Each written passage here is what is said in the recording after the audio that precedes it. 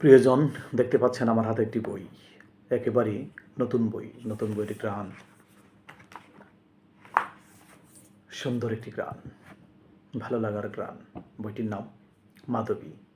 আমার লেখা নতুন উপন্যাস মাধবী প্রকাশ করেছে অনিন্দ।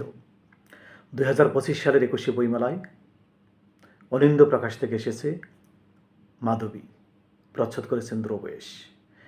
মাধবী উপন্যাসের বৈশিষ্ট্য হচ্ছে এটি মূলত মেয়েদের জীবনের উপাখ্যান।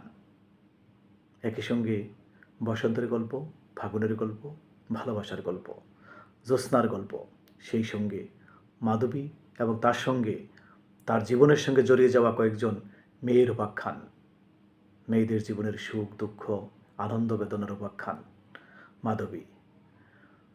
প্রিয়জন, পড়তে পারেন মাধবী। বিশেষ করে মেয়েদের জন্য যেহেতু এই বইটি, তারা এটি নিঃসন্দেহে পড়তে পারেন। একটু হলেও ভালো লাগা দেবে, আপনার মনকে ছুঁয়ে যাবে। সবাইকে ধন্যবাদ।